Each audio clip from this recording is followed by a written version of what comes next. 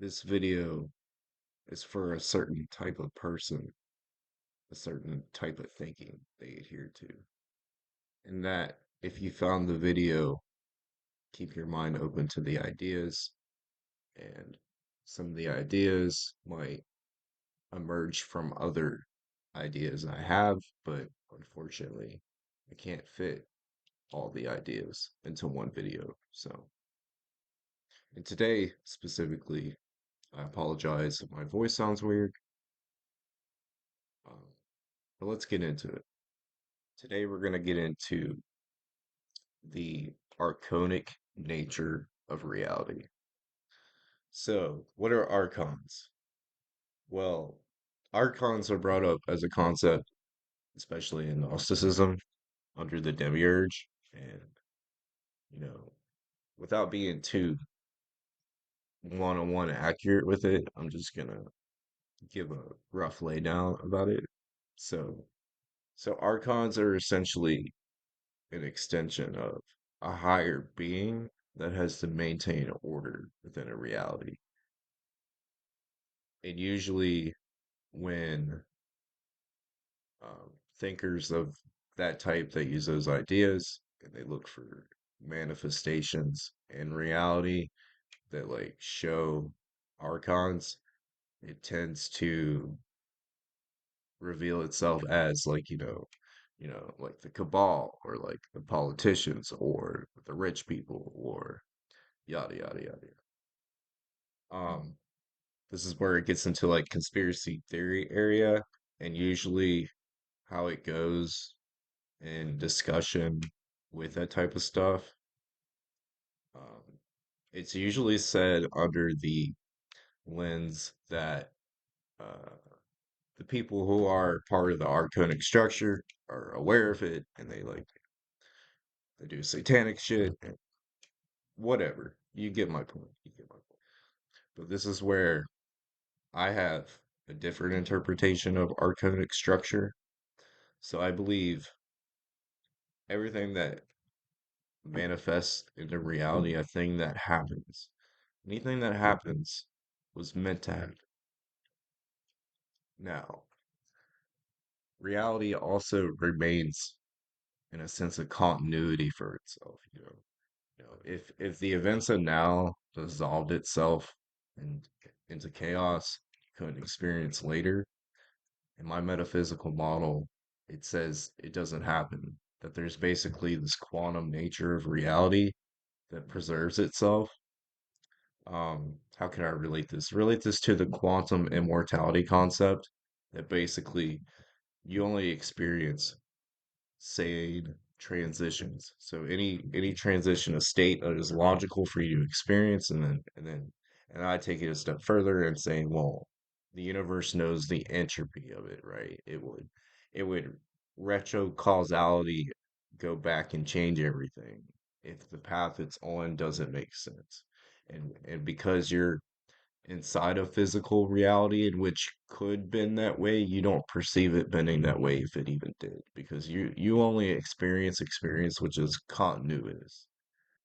So with adding complexity to reality, so adding more things that need to be reconciled, more ideas, there's more stuff. There's nuclear bombs, there's information viruses, there's blah blah blah blah blah. So basically the way I see it is that with the quantum immortality logic or the quantum logic that preserves reality into continuity states, that things exist in our experience that seem like they could end them, but they don't. Right? It's that events have to play out the way they were meant to happen, and so basically you're kind of always safeguarded. You're here for a reason. In that regard, I guess you could suffer inside, but that's something else. So back into archonic structure. So with archonic structure, I believe it is like an imposition. So it's like all right, you have all these power scales of things that are possible. Well, things need to be in order and it need to make sense. So there's a natural structure of power and order that will naturally emerge. so that basically everything that happens is meant to happen. So if there's an archonic structure above you, it's because it has to happen, right? It is not to say that you are stuck there, right? I just believe it's a thing that if it didn't exist, reality wouldn't stay consistently able to produce more of itself. So where you can see this idea, maybe said differently, is like, the whether or not you want to subscribe to it happened, the metaphysical idea that Jesus, the whole Jesus story and all that stuff, to me, that is like an imposition, a thing that had to exist in our metaphysical mind space, or reality would not operate to this point. So there's always these certain apexes in which events that cause a knowing to happen, that need to happen to go the path that we're going, that's kind of infallible to us if when we look through our individualization, right? Because the scheme of it is way bigger than our personal body. Um, and that's where I'll even divert from that. I don't believe, my body where my skin ends, that's not my entire body. You know, I believe we're one spirit wearing one material reality, and this just happens to be the point of relativity in which it's coming through for me. And so um through some inner work of yourself, you can figure out how to integrate that spirit that has to wear material reality. See, it's like an imposition, right? Spirit has to wear material reality to experience, and material reality has to be oriented in this position when the spirit is resonating in this way. Material reality's got to resolve within a range of continuity. So here are the probabilities, and when we start to constrict what the spirit is like resonating with, the potentials also constrict.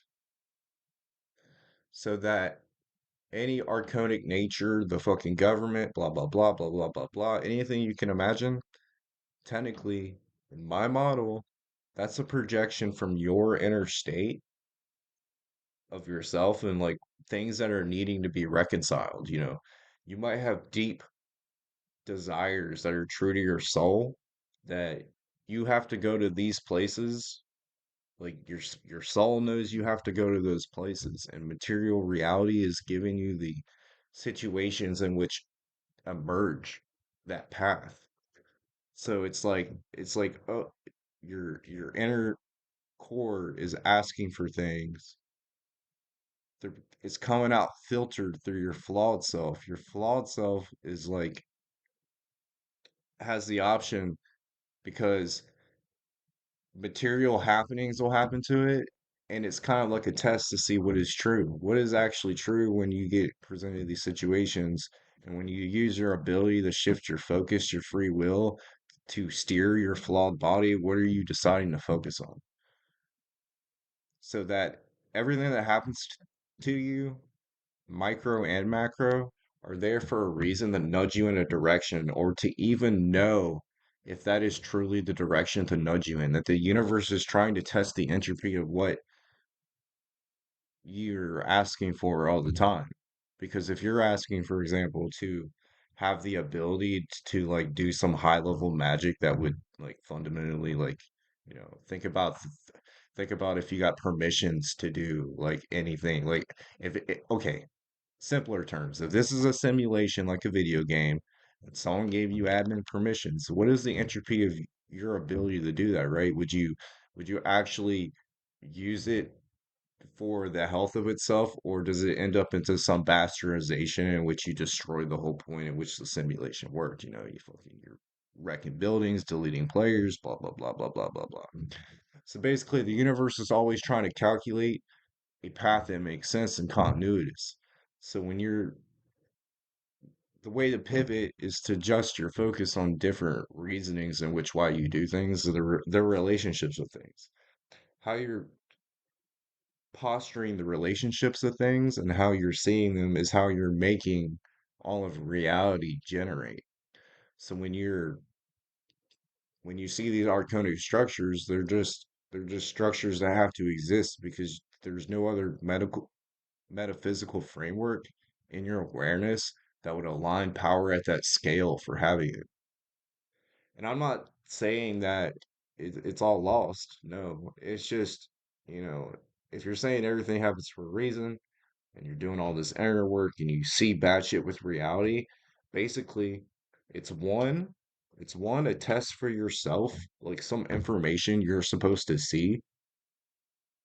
And then two, maybe it's just like, it's just seeing where where the knife actually cuts, where's the difference in the shit you say, if this, you say that people need to help people and then you get a situation to help someone, do you do it? Right? And that's literally affecting reality. Just, the frameworks you take on, you know, ripple out of you, when you decide to do something and that interaction does something for someone else and it changes that person how they are because they experience that interaction, you send a ripple into reality that's kind of uncalculatable how big of an effect it will be, the butterfly effect. So I want to ask all you this: when you're seeing archonic structure, fucking politicians, billionaires, fucking your boss at work, dude. I get it. He's a total prick, but do you sit here and tell yourself what the narrative is to kind of lock them into being that way, or do you try to find a way to dissolve the situation into what it truly could be, And again, maybe you can't always alchemize every source, but you definitely can alchemize yourself to in which you handle a toxin correctly. There's a way to put on gloves and handle a dangerous item. There just is. If everything makes sense, this is how it goes. And I think through better methods about how we approach the world and how we think about things is how things change. So again, archonic structure is not a thing to like fucking to hold you down. It is for the collective as an awakening eye, but as long as you consciously do your work and you don't focus on the fact that, you don't focus on it and go, oh, this shit's never going to end. No. Focus on what you can do. Focus on what you can change. You're going to change the people around you, and then, it outnumbers the rest of this. So, that's one other thing I got to say. People get lost in conspiracy and shit. I've been there, and I want to say you're probably not, again, I'm not trying to be rude, probably not leaving your room enough. You probably need to go out into the world, talk to people face to face, because you're going to find that the internet is like a false projection about how people are. You know, go talk to people in real life. You'll probably find that people aren't as malicious as you believe them to be, or as much extremist, and that, I believe the archonic structure is programming us, dog. Like you watch TV, watch the news, watch what the stories that people try to tell you to make you hate someone. When you feel yourself angry and hate someone, something's not right. And I get it. There are pinnacles of evil where it feels like a virus in which it needs to get washed away, like it needs to be removed. But I will say again, it's not really, are you in the job and role to actually have to sanction that action?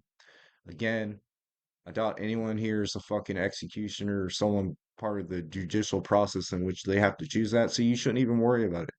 You should go live your life. You should not worry about other people's shit. That is other people's stories, and the karma of it says, that everyone gets what's mechanically going around. And, I can show that in other videos, and I'm about to end this one. Um, but yeah, I hope you guys took something from that. I hope you guys will check out my other YouTube videos. I hope you guys will look in the description for my Discord server where I talk there all the time. Dude, there's so much content. Like, if I try to talk about as much content as fucking I got in there, or or what we could discuss in real time, there'd be hundreds of hours of content. And I'm just now starting to do these YouTube videos and trying to maintain a path of consistency. Anyway, subscribe, like the video, comment. It helps me a lot. Share it. Um, and thank you. Thank you so much for checking out my channel. See you later.